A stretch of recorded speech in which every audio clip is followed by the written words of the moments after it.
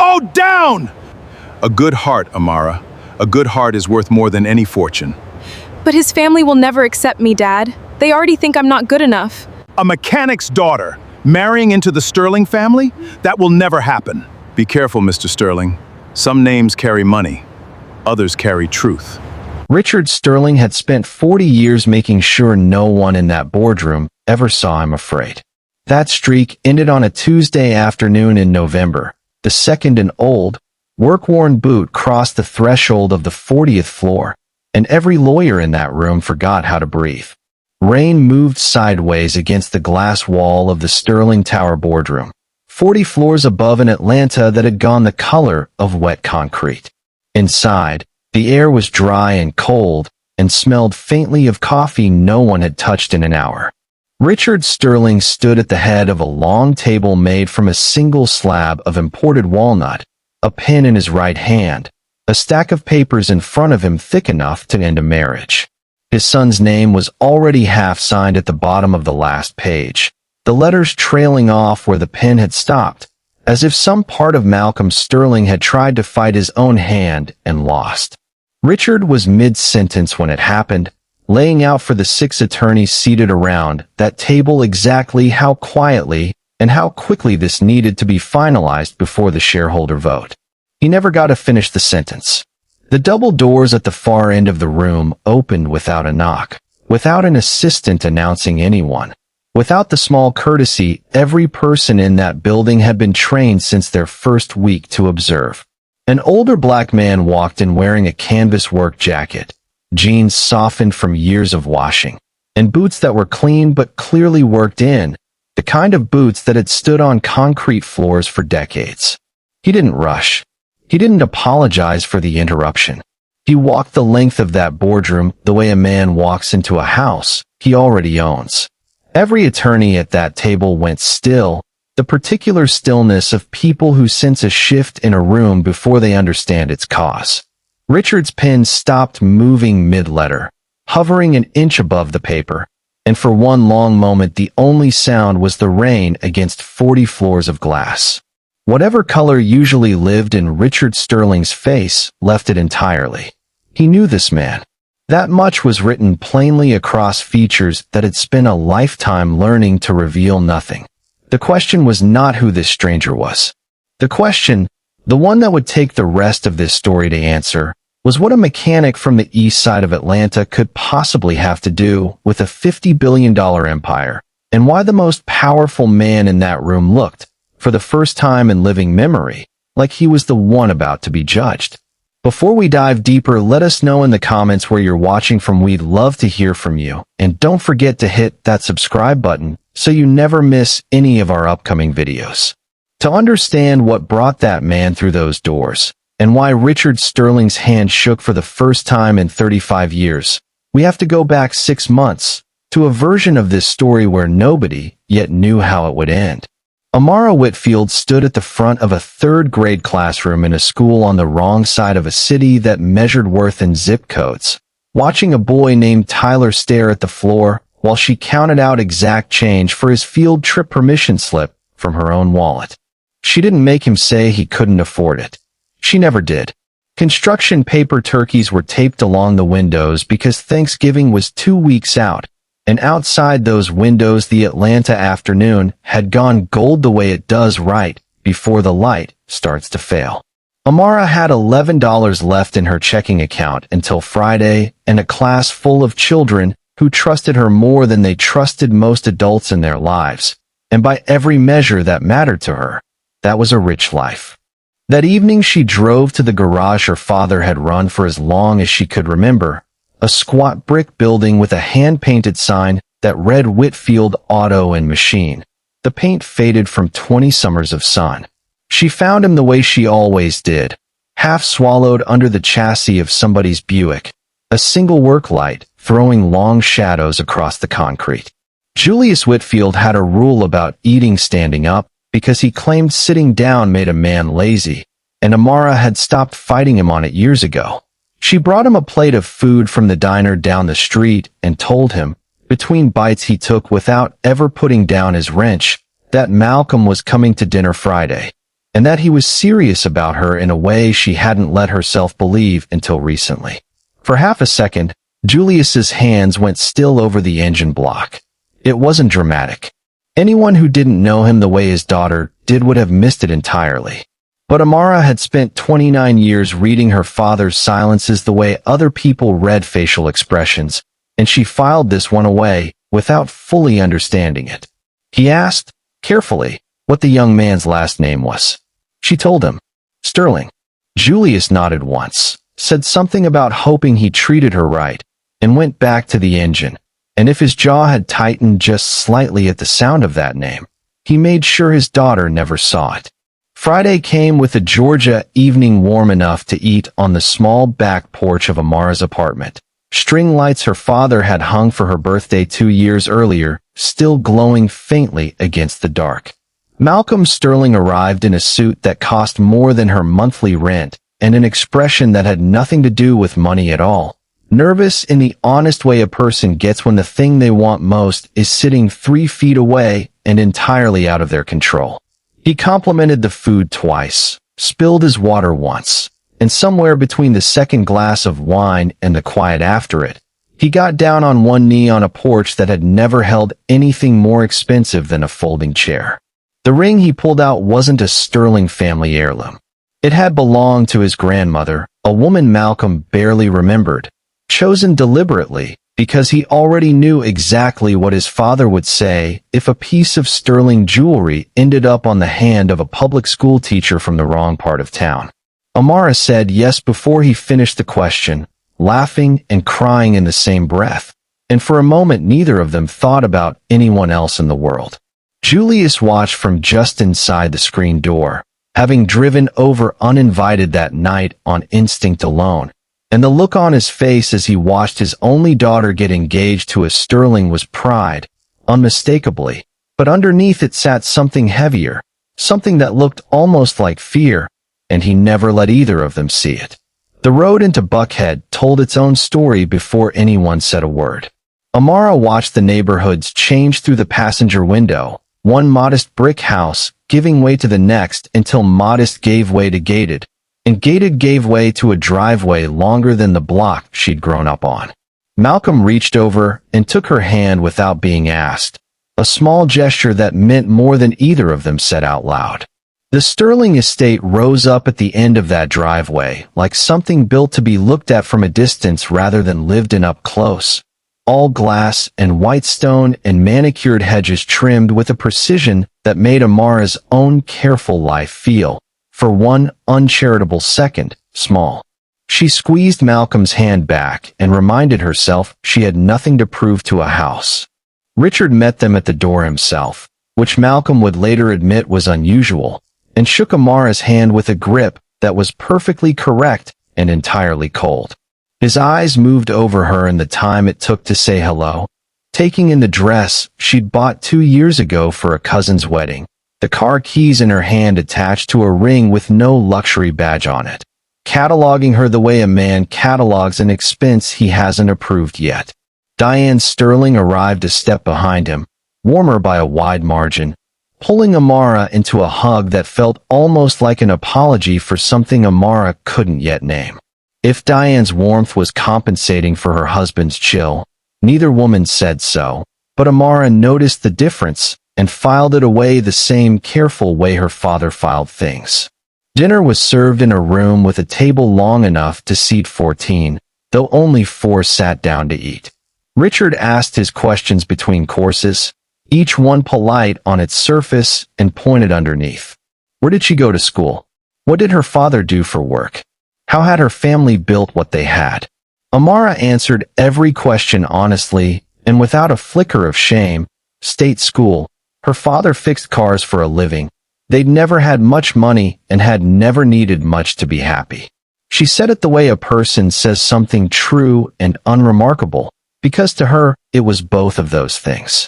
Richard's silence after each answer stretched a beat longer than politeness required, and by the time dessert arrived, that silence had said more about his opinion of her than any question had. After dinner, Richard asked his son to join him on the terrace, the kind of request that wasn't really a request and Amara stayed inside with Diane, who filled the quiet with talk about her garden in a way that felt less like conversation and more like a woman trying not to listen to something happening just beyond the glass. Outside, Richard didn't raise his voice, which was somehow worse than if he had. He told Malcolm the shareholder vote was 6 weeks out, that the board paid attention to more than balance sheets, that a wife from Amara's background at a moment like this would read to certain men in that boardroom as a weakness they'd be foolish not to exploit. He called it perception. He meant something closer to shame, and both men in that conversation understood the difference even if only one of them said it out loud. Malcolm pushed back, and it cost him visibly to do it, his jaw tight, his voice steadier than his hands. He told his father that Amara wasn't a liability to manage, that he intended to marry her regardless of what any board member thought about it, and that if the company's stability depended on who he chose to love, the company had a problem that had nothing to do with her. It was the most his father had heard from him in years. Richard didn't argue further. He simply looked at his son for a long moment, the look of a man recalculating rather than surrendering, and told him to enjoy his evening. Malcolm walked back inside believing he'd won something. He had no way of knowing yet that his father didn't lose arguments. He only postponed them. The drive home was quiet in a different way than the drive there had been. Amara asked, easily, what his father had set out on that terrace. Malcolm told her it had gone fine, that his father just wanted to talk business, and the lie came out smoother than he expected it to, which frightened him more than the lie itself did.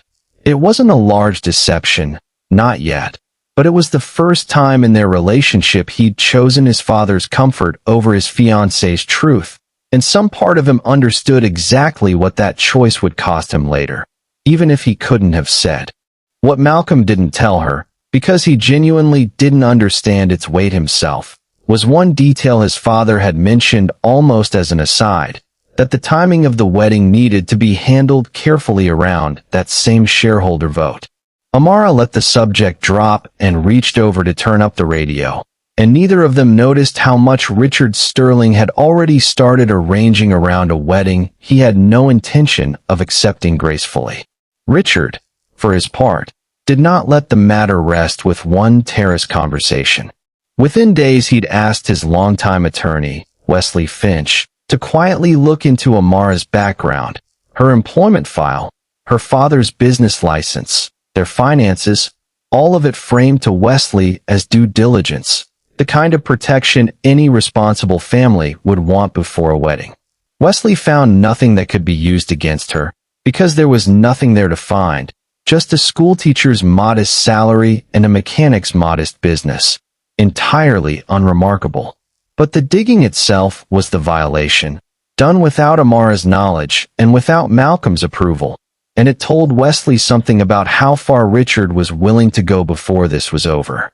The wedding took place on a bright Saturday at the small church Amara had attended since childhood, folding chairs and paper programs, and a choir that sang louder than the ceremony strictly required, because that congregation had watched her grow up and intended to celebrate accordingly. Richard attended, technically, standing near the back in a suit that cost more than the church's annual budget. Present the way a man is present at an obligation rather than a joy.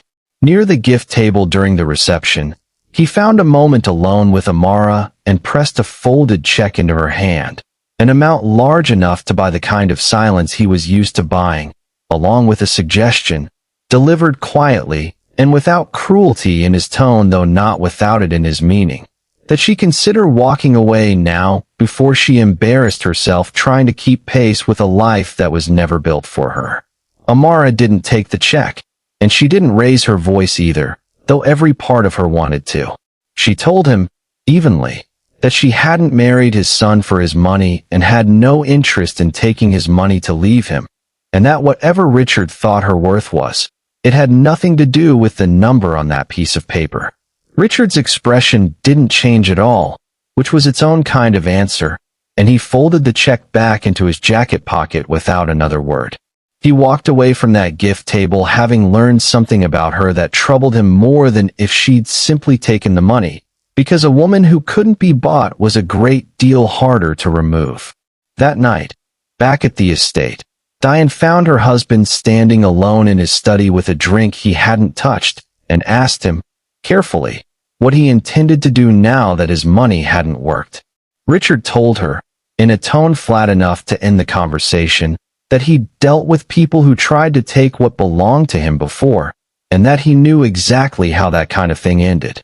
Diane went quiet in a way that had nothing to do with agreement, a stillness that suggested she'd heard some version of that sentence once before, a long time ago, about someone whose name she hadn't heard spoken aloud in over 3 decades. She didn't ask him who he meant. Some part of her already knew better than to ask. 3 weeks after the wedding, a letter arrived at Whitfield Auto and Machine on stationery Julius didn't recognize, informing him that the block his garage sat on had changed ownership under a company called Ashcroft Municipal Holdings, and that his lease would be renegotiated effective the following month. Julius read it twice at his workbench, wiped his hands on a rag, and read it a third time before setting it down. He'd run that garage on the same lot for over 20 years and had never once had trouble with a landlord. And something about the timing of this sale, so soon after his daughter married into a family whose name still sat wrong in his chest, made him uneasy in a way he couldn't yet prove and didn't intend to explain to anyone. The new terms arrived a week later. His rent had nearly tripled, framed in the letter as standard market adjustment, the kind of language that meant nothing and everything at once. Julius didn't call a lawyer and didn't call his daughter. He'd spent 35 years handling his own trouble quietly, and old habits, especially the ones built out of necessity, don't loosen just because a man wants them to. He started picking up extra jobs on weekends, oil changes and brake pads for half his usual rate just to keep customers coming through the door, and told Amara, when she asked why he looked tired, that business was simply picking up. She believed him, because she had no reason not to, and because her father had never once in her life given her cause to doubt what he told her. At Sterling Holdings, Malcolm found himself buried under a different kind of pressure. A rival developer out of Charlotte had launched a hostile bid on 2 of the company's flagship properties, and Richard made it clear, in the particular calm tone he used when he wanted something done without appearing to demand it, that Malcolm's complete attention was required if the family's position was going to survive the coming weeks. Complete attention meant 12-hour days that stretched into 14, meant dinners with Amara canceled by text message sent from inside conference rooms, meant a version of Malcolm arriving home each night with less of himself left to give than the night before. Amara noticed the distance building between them before Malcolm did, the way people usually notice absence before the person causing it notices their own retreat. She didn't accuse him of anything. She simply asked, gently, if everything was all right, and he told her it was just a busy stretch at work that would pass soon enough. He believed that when he said it. He had no way of knowing his father had engineered the crisis's timing as carefully as he'd engineered the shell company purchase on the other side of town. 2 pressures applied at once against 2 different people who loved each other, neither of them realizing the same hand was behind both. Julius's chest had been bothering him for close to 2 months by the time it caught up with him properly, a tightness he'd been dismissing as exhaustion from the extra hours, treating it the same way he treated most things that threatened to slow him down, by working through it and hoping it would pass on its own. It didn't pass. On a Thursday afternoon with rain threatening outside, he was reaching for a torque wrench above his workbench when the tightness became something else entirely, something that dropped him to his knees on the concrete floor of the garage he'd built his whole life around. A longtime customer named Otis Griggs, who'd been bringing his truck to Julius for close to 15 years, found him on the floor and had the sense to call an ambulance before he called anyone else, kneeling beside him and talking to him in a steady voice until the paramedics arrived, telling him to hang on, telling him help was coming, the kind of plain decency that asked for nothing in return. Julius was conscious when they loaded him into the ambulance, aware enough to be frightened and proud enough not to show it. And it was Otis, not Julius himself, who thought to call the school where Amara taught, because Otis had met her at the garage more than once and knew exactly who needed to be found. The call came into the front office of Amara's school in the middle of a math lesson, and the secretary who delivered the message to her classroom door didn't need to say much before Amara understood the shape of what had happened. She left a room full of 8-year-olds in the care of the teacher next door and ran the length of that hallway the way she hadn't run since childhood, fluorescent lights blurring past her, her hands shaking too badly to manage her phone until she was already behind the wheel of her car, pulling out of the school lot faster than she'd ever driven in her life. At Grady Memorial, a doctor with a tired, kind face met her in the hallway outside the cardiac unit and told her plainly that her father's heart was failing, not suddenly and not without warning, but the culmination of pressure his body had been absorbing for longer than anyone around him had realized. He told her stress was accelerating the damage, that whatever was weighing on her father needed to be addressed as urgently as the medication they were about to start him on, because a heart under that kind of strain didn't heal on schedules convenient to anyone. Amara nodded through the explanation without fully absorbing it, the way people do when the only thing that's actually landing is the fact that the strongest person in their life had just been carried in on a stretcher. She sat beside his bed through the night, holding a hand that had spent 4 decades fixing other people's problems and had never once asked anyone to fix his. Somewhere near 3 in the morning, in the low light of monitors keeping quiet, careful time, she asked him directly what he wasn't telling her, what had been eating at him for months that he'd hidden behind tired shrugs and the word busy. Julius looked at his daughter for a long moment, his mouth opening around the beginning of something that had waited 35 years to be said, a name, a year, a version of himself she had never met. He got as far as her name, softly, before his own exhaustion and the machine's steady rhythm pulled him under, and whatever he'd been about to tell her stayed unsaid for one more night. The confession postponed, but no longer, the audience senses, indefinitely.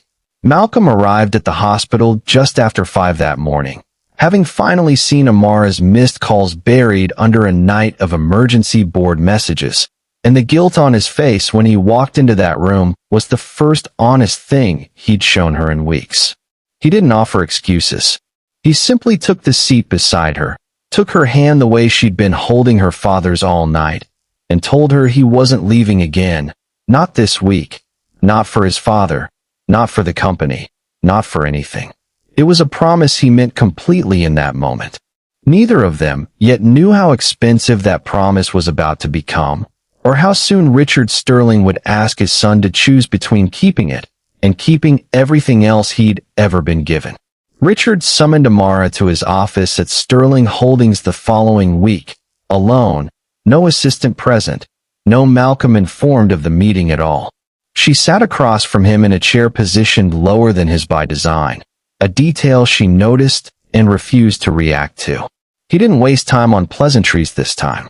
He told her the shareholder vote was 7 days out, that the board had already begun asking pointed questions about Malcolm's judgment, and that a schoolteacher from her background remaining visibly attached to the family right now would be read by certain men in that room as instability at the worst possible moment.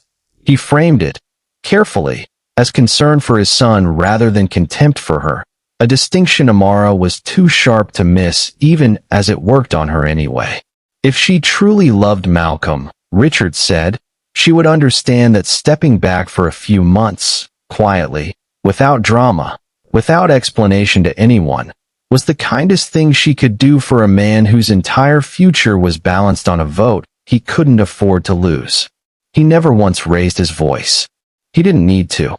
The suggestion landed exactly where he intended it to, in the part of her that had spent her whole life putting other people's well-being ahead of her own comfort. Amara left that office and didn't go home. She drove straight to the hospital instead, sitting with her father through another round of tests, watching monitors trace the outline of a heart that medicine alone couldn't calm. The doctor's words from days earlier kept circling back to her.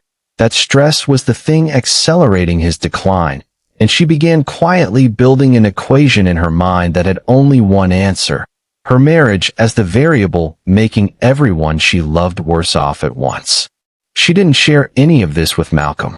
She told herself she was protecting him from a decision that wasn't his to make, though some part of her knew she was protecting herself from having to watch him choose. That night, she pulled a suitcase down from the closet and began folding clothes into it with the same steady, practiced hands she used grading papers, telling herself this was temporary. This was sacrifice rather than surrender. This was the version of love that asked for nothing in return. She planned to stay near her father's place for a while, to give Malcolm room to steady the company without her presence complicating things, and to frame it all, if he asked, as simply wanting to be closer to Julius during his recovery. She almost believed her own explanation. She had gotten as far as her second drawer of clothes when she heard his key in the door. Malcolm found her standing over a half-packed suitcase in a room lit only by the closet light, and the sight stopped him cold in the doorway. He asked her, quietly, if she was leaving him, and something in his voice carried the particular fear of a man who had already sensed for weeks that something in his life was slipping without being able to name what. Amara didn't lie to him. Not this time. Not after watching him lie to her once already, and knowing exactly what that silence had cost them both. She told him everything. The check his father had tried to hand her at their wedding. The ultimatum delivered that same afternoon in his father's office. Her father's failing heart, and her own exhausted certainty that she was the common thread pulling everyone she loved toward ruin. Malcolm sat down on the edge of the bed and listened to all of it without interrupting, his jaw working the way it had on his father's terrace months earlier, except this time something in him had finally finished bending. When she was done, he told her she wasn't leaving, not for his father, not for a board vote, not for anyone's idea of what stability was supposed to look like. He said his father had spent his entire life mistaking control for love, and that he refused to keep confusing the two the way Richard did. It was the most certain she had ever heard him sound, and for the first time since the wedding, Amara let herself believe that certainty might be enough to survive what was coming. He drove her to the hospital himself that night instead of letting her go alone, sat with her and Julius until well past visiting hours, and told her father plainly, in front of her, that whatever his own father tried to do in that boardroom, Amara wasn't going anywhere, and neither was he. Julius, still weak, still tethered to monitors that beeped their steady arithmetic beside his bed, looked at the young man holding his daughter's hand, and said only that he was glad to hear it, though something behind his tired eyes suggested he understood exactly how far Richard Sterling was willing to go once cornered, in a way neither Malcolm nor Amara could yet imagine. Richard, informed the next morning by Wesley Finch that Amara had not, in fact, quietly disappeared as instructed, and that his son had apparently chosen a side in a fight Richard considered already won, did not raise his voice either. He simply told Wesley to prepare the trust documents for the shareholder meeting a week from now, the ones that would place Malcolm's voting shares under Richard's control and formalize, in writing, the family separation he'd already tried and failed to arrange quietly. If his son wanted a fight instead of a conversation, Richard intended to make sure it was one Malcolm couldn't win. The night before the shareholder meeting, Amara sat on the edge of her father's bed in the small house he'd lived in her whole life, telling him everything she hadn't been able to bring herself to say out loud until now.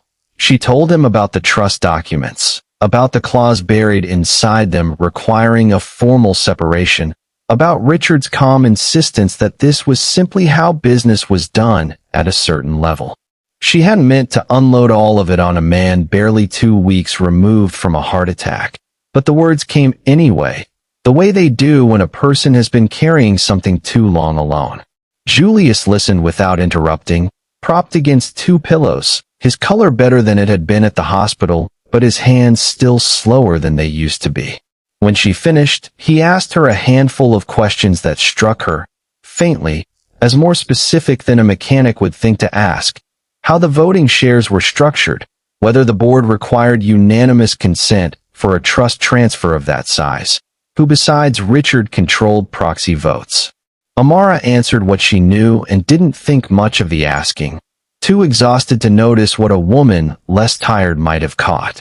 Julius told her, quietly, that he had somewhere he needed to be the next morning, and that she shouldn't worry about him, and something in the steadiness of his voice made her believe him even though he offered no explanation at all. Malcolm arrived to pick her up the next morning dressed for the boardroom. But before they left, he told her plainly that she was coming with him this time, that he wasn't walking into that building and letting anything happen to either of their lives without her standing beside him to see it happen. It wasn't a grand declaration. It was simply the truth of a man who had decided, somewhere in the last few weeks, that hiding things from the person he loved cost more than it ever protected. Amara took his hand in the elevator up to the 40th floor, and neither of them spoke, the rain against the glass the only sound as the numbers climbed. Inside the boardroom, 6 attorneys sat along the long walnut table with folders already open, and Wesley Finch stood near Richard's shoulder with the particular stillness of a man who has done this kind of work before and doesn't enjoy it any less for the practice. Richard laid out the terms without ceremony, framing the trust transfer as protection for the company's stability ahead of the vote, and framing the separation clause folded into the same document as simply one more piece of that protection, phrased in language dry enough to disguise exactly what it was asking Malcolm to sign away. He reminded his son, quietly enough that only those closest could hear it, that there were still matters concerning certain small businesses on the east side that could be resolved easily or made considerably harder, depending on how this morning went. Malcolm's jaw tightened at the implication aimed at Julius's garage, but he'd promised Amara he wouldn't fight this battle by disappearing into silence, and so he simply sat down at the table, unfolded the pen from his jacket, and began writing his name at the bottom of the page because refusing outright, in that room, in that moment, would have cost Amara's father more than it would have cost him. His hand moved slower than it should have, the letters uneven, trailing off 2 strokes short of his own signature, some part of him fighting the motion even as the rest of him carried it forward. It was in that exact unfinished moment, pen still resting against paper, that the doors at the far end of the boardroom opened. Nobody had knocked. Nobody had announced anyone. Julius Whitfield walked in wearing the same canvas jacket he wore at the garage, boots clean but clearly worked in, moving the length of that room without hurry and without apology, the way a man walks somewhere he already has every right to be. Every attorney at that table went still at once. Wesley Finch's face lost its composure first, a half-second before Richard's did, which told Amara something was happening that she didn't yet understand even as she watched it unfold in front of her. Malcolm's pen stopped moving entirely. Richard's face drained of every bit of color it had carried into that room, and for the first time in his son's entire life, Malcolm watched his father look afraid. Julius stopped a few feet from the head of the table and looked at Richard for a long moment before he spoke, and when he finally did, his voice carried none of the anger the room seemed to be bracing for, only a tired, steady clarity that had waited a long time to be used. He said his name had once been simply Julius Whitfield, co-founder, alongside a younger Richard Sterling, of a small development firm the two of them had built together from nothing back in 1991. He said that in the spring of that year, Richard had forged a set of embezzlement records bearing Julius's signature, records good enough to convince a jury, and that Julius had spent 18 months in a state facility for a crime that had never happened, while Richard restructured the company they'd built together under a name that no longer included him at all. He said his wife, Rosalind, had died of a stress-related illness during those 18 months, alone with an infant daughter and a husband she couldn't visit as often as either of them needed, and that he had walked out of that facility to bury her and raised their daughter with no name left worth keeping. So he'd taken a different one and built a different, quieter life around a little girl who never once needed to know what her father used to be. Amara sat frozen beside Malcolm, hearing every word land in real time alongside the rest of the room. The man she'd known her whole life reassembling in front of her into someone she had never met. Julius wasn't finished. He said that the quiet life he'd built hadn't stayed nearly as small as it looked from a garage floor, that under a company called Callaway Group, built patiently and privately over 3 decades by people who never once connected a soft-spoken mechanic to a holding company with interests across half the Southeast, he had ended up, without ever intending it as anything but simple business, holding the debt underlying the very land Sterling Holdings had been constructed on. He said he hadn't come today for revenge, and hadn't come for money he'd never needed. He'd come because his daughter had sat on the edge of his bed the night before and told him a company was trying to force her out of her own marriage, and he had decided, calmly and finally, that he was done being quiet about who he was. The room stayed silent long enough for the rain against the windows to become the loudest thing in it, and somewhere in that silence Wesley Finch reached, instinctively, for a folder at his elbow that he clearly hoped no one else would ask him to open. Wesley Finch pulled that folder open with hands that weren't quite steady, papers he'd helped draft himself 35 years earlier, insisting to the board that Mr. Whitfield's account, however emotional, wasn't supported by any documentation still in the company's possession. Julius let him finish before responding, unbothered in a way that unsettled Wesley more than anger would have. He reached into his own jacket and set down copies of the original 1991 ledgers, the ones with Richard's actual signature authorizing the falsified entries, kept for 3 decades in a safe deposit box, because a man who has been framed once learns never to depend on anyone else to remember the truth for him. Wesley's protest died somewhere in his throat. The board members who had spent the last hour prepared to approve Richard's trust transfer without much debate now sat reading photocopies of a fraud committed before most of them had joined the company, several of their faces shifting from confusion to something closer to alarm.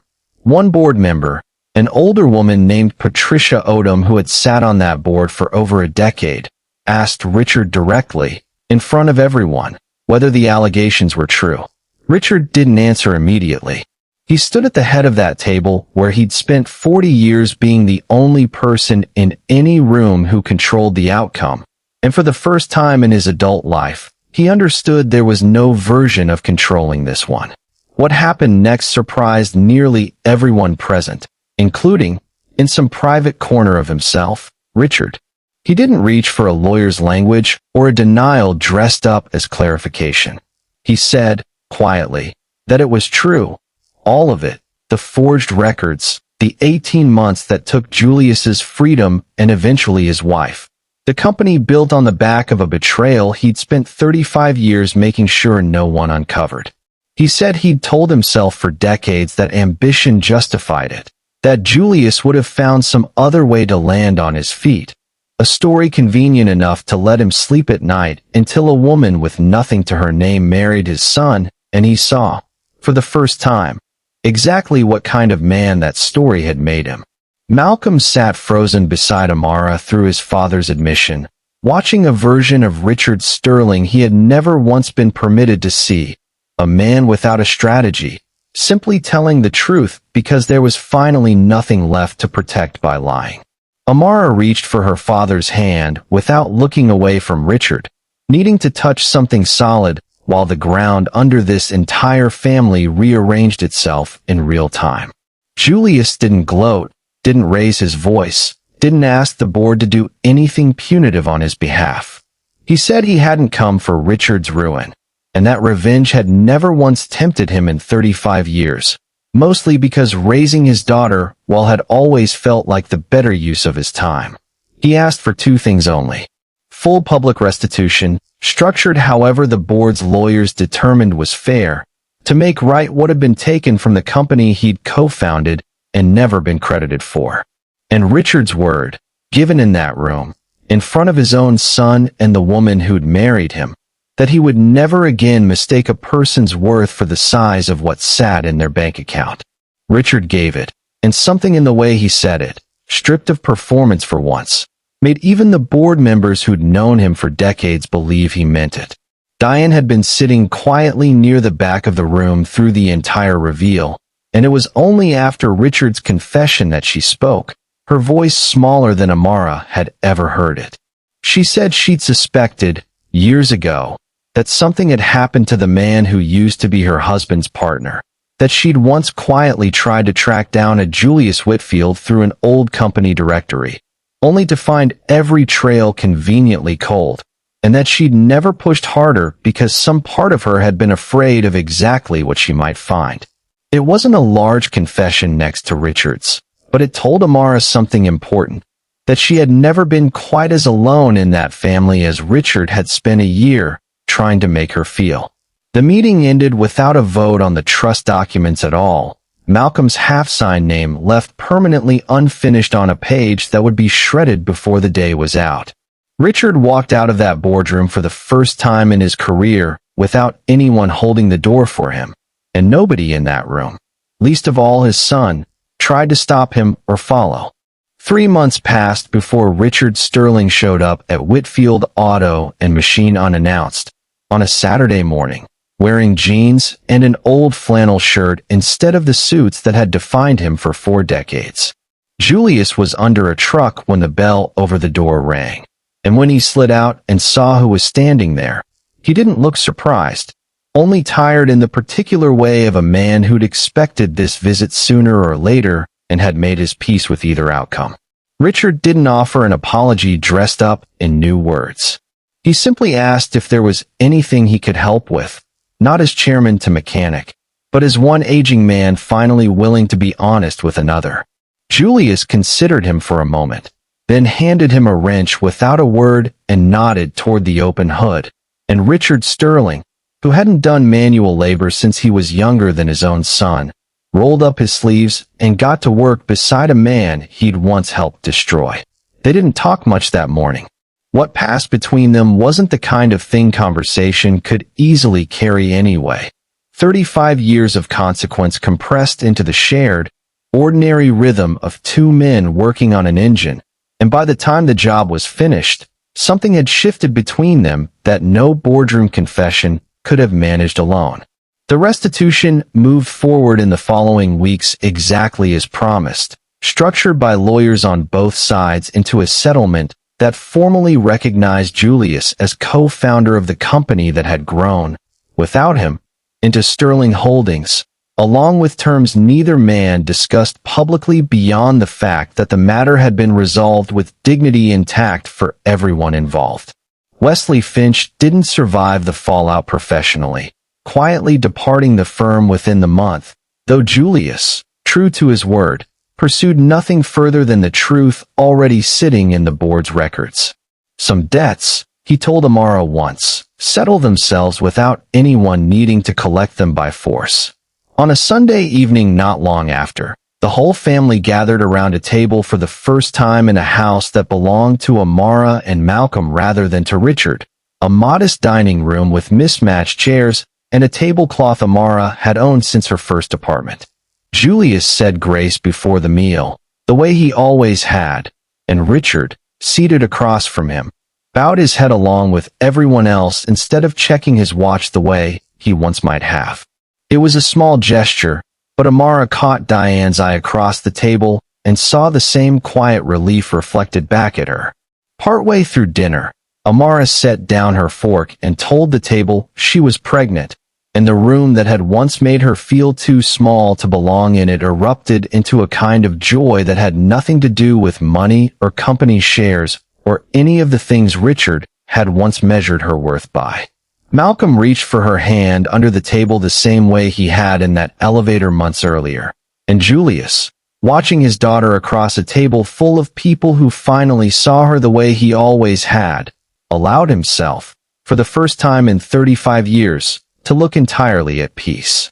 The story closes on a quiet evening at the garage some weeks later, the sun going down orange over the same block Richard had once tried to price Julius out of string lights strung along the ceiling for no occasion other than Amara having always loved them. She sat on an overturned crate beside her father, her head resting against his shoulder the way it had 1,000 times before, except now she understood the full weight of everything he'd carried quietly to give her an ordinary life.